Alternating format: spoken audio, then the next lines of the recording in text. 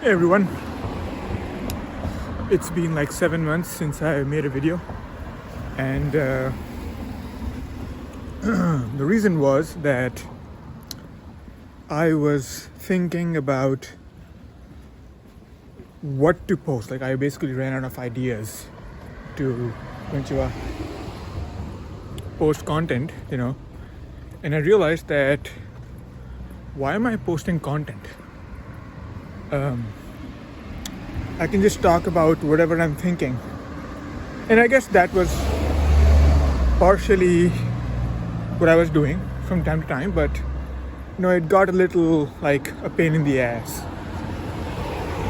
what to talk about regularly, right? And I also didn't want to talk about what I'm thinking too much because, I don't want to leak some private information about the business or about my life. But anyway, I'm kind of back now on YouTube, and today is actually day 3. You could say day 1 or day 3 of a big ultra walk that I am doing around Tokyo. So the initial idea was to walk around the circumference of the entire greater Tokyo area, going through many of the small towns on the way, starting from Yokohama or Kawasaki to then Sagamihara, Hachioji, go there on the west side, then go up north to Ome, Kawagoe, and all these places, Saitama, right? And then come back down eventually. And instead of doing like a perfect circumference, which kind of didn't make sense to me, I mean, somebody could do it. I decided to just pick some areas of places of interest. It's still like a circumference, but, it's more a little zigzaggy than a perfect circumference. But anyway, it's 8 days total and more than 200 kilometers, like 230, 200-ish, depending on how many shortcuts you take. But I did 2 days in the past, like at the end of August, and on the second day I got a hip injury, so I had to abandon my walk midway, and go back to Tokyo. But now today I'm back. I came back to the exact station from where I abandoned my walk, and I'm gonna finish it, right? So anyway, just look at this beautiful place, right? I'm in Machida right now, in an area called Sagamihara, and you've got some beautiful houses over here as well.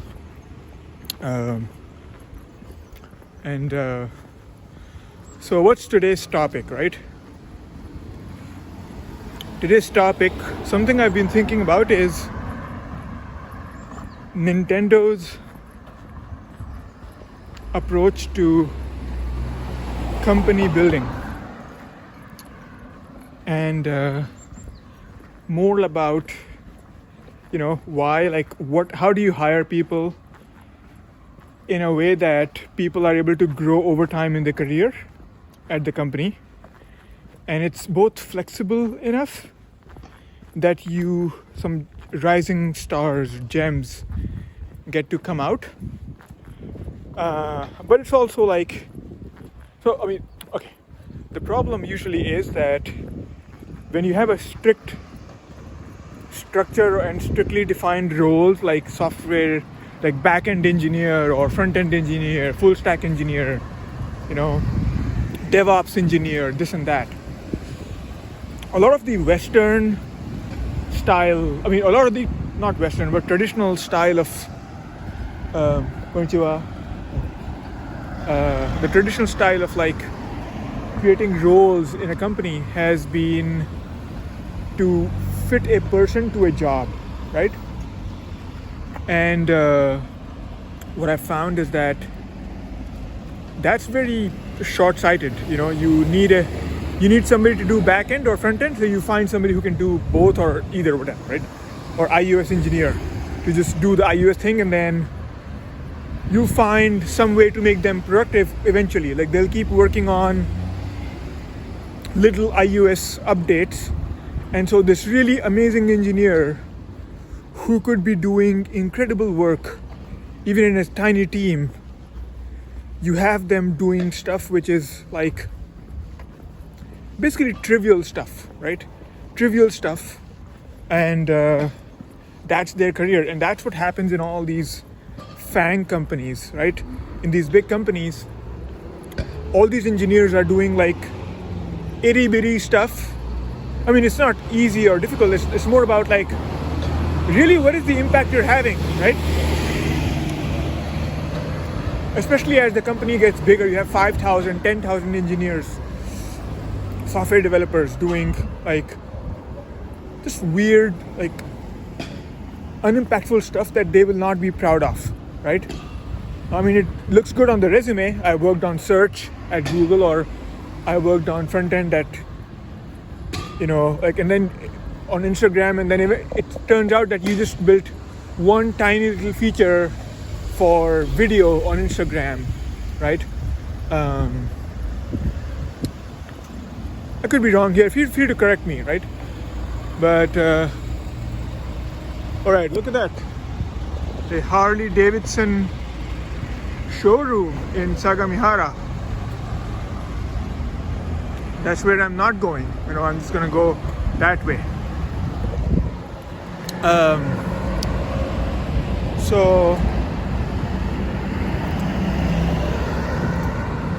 And essentially what I'm talking about is like a company structure where people do not get pigeonholed into specific roles, and they're able to expand their ability to learn and to do things and to keep challenging themselves to do bigger and bigger things over time, right?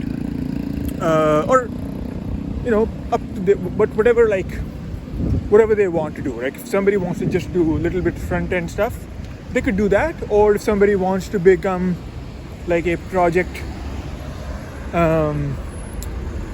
leader and take on like big challenges, like come up with new ideas that, hey, let's do this, let's do that, right? They should be able to do that. And it shouldn't depend on, oh, you're a product manager and this guy is an engineer, so somehow one person has the freedom to do stuff that the other person cannot, right? And I found this idea of Nintendo very interesting, right? So Nintendo has always hired people not into jobs, but rather into tracks, okay?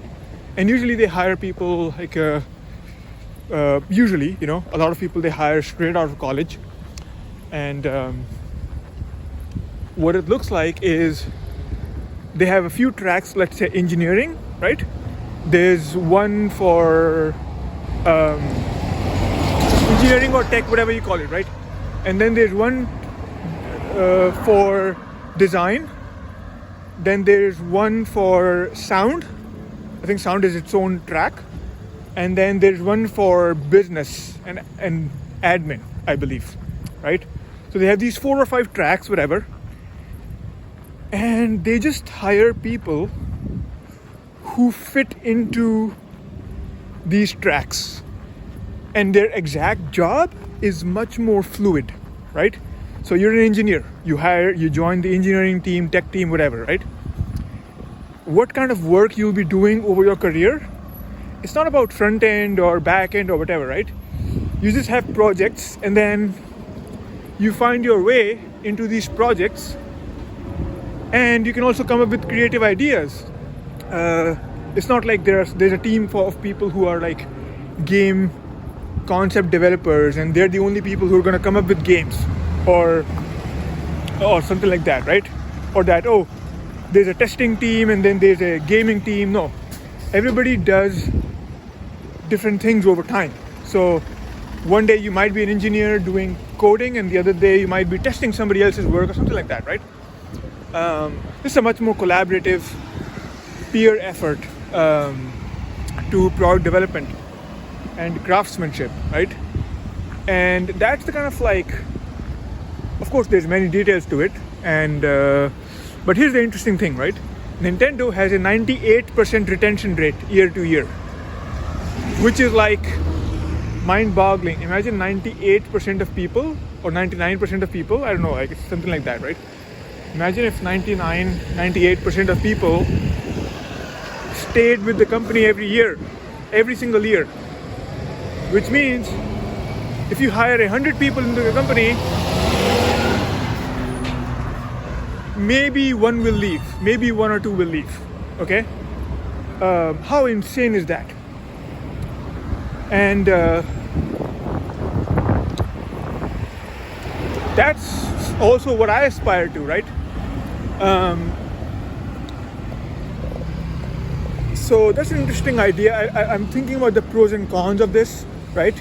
The con is, of course, that you don't get to always have a checklist of people that you want to hire, like, oh, let's look at these skills and these languages or whatever this person is good at, right? Rather, you have to work much harder to evaluate the person's talent and ability and aptitude, right? So that you're looking for long-term potential, not just short-term potential. Can you do the job or not, right? I feel like that's how great companies are built. Great companies are synonymous with great careers, right? I don't think there's any company that you would consider great where people just come and go like a revolving door and nobody is able to actually build a long-term, incredible career at the same time, right? So that's kind of what I was thinking about. Like some of the people at Apple and Google and all these companies, they've built long-term great careers at these companies, right? And although it's not necessarily that they follow the same structure as Nintendo, but it is one of the things that they, I'm sure, aspire to. Oh, look at those. This company, I don't know if these are like, I think these are like citrus or orange, something like that. Oh, sorry. Am I recording? Holy shit, thank God I'm recording. Anyway, so yeah, the good thing is, like, you know, if I had to apply this to my company's hiring process, the main thing is you have to throw out the list of skills out of the window for a bit, right? At least at the initial stage, you have to clearly just say, is this person an amazing engineer? If you're hiring an engineer, you're just hiring an engineer. You look at engineering aptitude, engineering skills, not necessarily just programming skills, right? You look at how they, you have to look at first principles. Would this person be an incredible engineer? Do they have any proof of ingenuity or talent in an engineering discipline, right? And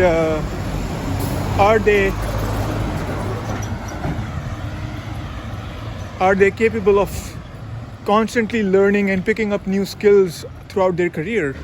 Because if they are not, then you can't hire them, because if somebody's a one-trick pony and they're lazy and they don't want to learn throughout their career, they're like, I just learned this stuff so I can get a job, it pays well, I'm not interested in learning more, I just want to show up and do my job and get out, then that person would probably not be a good fit. And that's why, if you look into what people say, there's actually an ex-employee at Nintendo who left the company eventually, and he said, this was a Japanese guy, there's a thread on Twitter about what he felt about working at Nintendo. And the interesting thing he said is that Nintendo is a place for geniuses and amazingly talented people, right? And that he felt like he's just a normal guy, and it wasn't a place for him. He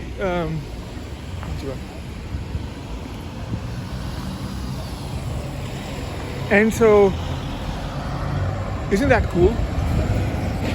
Like isn't that so cool?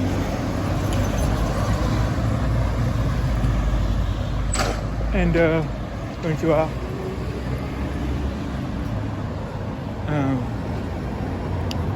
This lady just randomly opened a door right out on the street, like a sliding door, and was like, "Oh, like whoa, that's interesting," you know. And anyway, so where was I? I was talking about hiring incredibly talented, amazing people, and it kind of makes sense because if you hire really talented people, they usually have a brain that wants to constantly challenge themselves, right? And to be able to challenge yourself constantly, you need the creative space to be able to expand like your tentacles into other stuff, not just like, oh, I'm a whatever kind of engineer or software developer or this and that, and that's my job, that's what I do, right? I can't do back end, I can't do this, I can't do that, right? So I think that's similar to what Pixar also does. I'm really inspired by Pixar. I looked into how they how they manage their idea generation process, and it turns out that Pixar is really, they hate silos. Ed Catmull, like, he really hates silos, and he famously at Pixar, anybody, if you're a janitor or like whatever level of employee you are in the company, anybody can submit an idea like for a movie, like for a script, and nobody like stops you from contributing an idea like, hey, I want to make a movie about this, what about this, right? And then you could be part of the movie making process, even if you're a janitor at the company. At least that's what supposedly Pixar works like.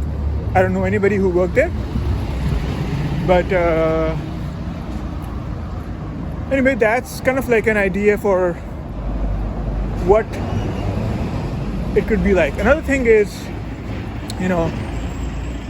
I was thinking about this. Why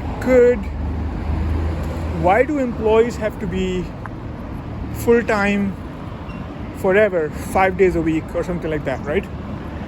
Why can't you have a talent pool where, let's say you have some people who are always at the company, right? Because they like it, because they enjoy it. And then some people, they come around for projects, and then they work for a few months, let's say intensely on a given project, on a given release, and then they disband and they go do other stuff, whatever, maybe they come back time to time, and then they go back to the company for the next project, the big project, right? That happens. And I think this kind of like I'm thinking about this kind of an atmosphere, like this heavily project-based thing, because that's kind of how even anime is made, right? So a lot of these studios like MAPPA and Madhouse and all these, right? They don't have the same staff forever who direct anime. Like, they hire freelance creators to direct and to design, let's say, a new season of like One Punch Man. The first season of One Punch Man has a very different look and feel to the second season of One Punch Man. It's like One Punch Man is like a famous anime anyway. And the reason was that the first season had a totally different team, even though it was the same studio pretty much that did it. I believe it was the same studio, and they hired like certain freelance creators who were very seasoned, like veterans in the industry. So I believe that this kind of like an environment where it's not full-time employment but project-based employment also allows you to pick people who are genuinely excited to work on that particular project for the most part, and not necessarily just people who are like,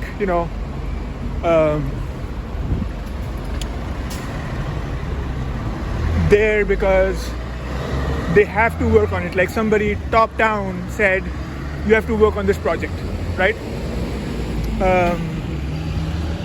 I think that's also makes for a more fun environment where everybody buys into what they're doing like a team, right? For the most part.